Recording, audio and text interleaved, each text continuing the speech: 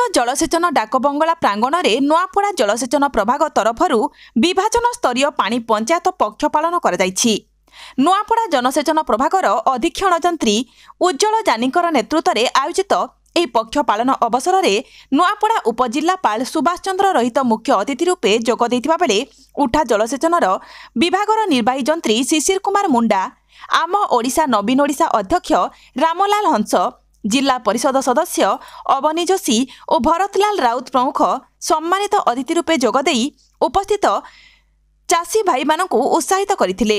ପାଣିର ଉଚିତ ବ୍ୟବହାର କରି ଚାଷ ଜମିକୁ କିପରି ଅଧିକ ଉପାର୍ଜନକ୍ଷମ କରି ନିଜକୁ କିପରି ଅଧିକରୁ ଅଧିକ ଲାଭବାନ କରିପାରିବେ ଏନେଇ ଅତିଥିଗଣ ମତବ୍ୟକ୍ତ କରିଥିଲେ। କୋମନା ବ୍ଲକ ଗନିଆରୀ ଗ୍ରାମରୁ ଆସିଥିବା କୁନି କୁନି କଳାକାରମାନେ ନିଜ ନିଜ ସୁନ୍ଦର ପାରମ୍ପରିକ ନୃତ୍ୟ ପରିବେଷଣ କରି ମନୋରଞ୍ଜନ କରିଥିଲେ। ସୀମାଞ୍ଚଳ ମହାପାତ୍ର ମଞ୍ଚ ପରିଚାଳନା କରିଥିବା ବେଳେ ଲୋକନାଥ ରଥ, ସୌମ୍ୟରଞ୍ଜନ ନାୟକ, ଘନେଶ୍ୱର ପ୍ରଧାନ, ସୌରଭ ରଞ୍ଜନ ପ୍ରଧାନ, ଜନାର୍ଦ୍ଦନ ନାୟକ ପ୍ରମୁଖ ସହଯୋଗ କରିଥିଲେ। ନୂଆପଡ଼ାରୁ ବୀରବଲ ପ୍ରଧାନଙ୍କ ରିପୋର୍ଟ, କଳିଙ୍ଗ ଟିଭି 24।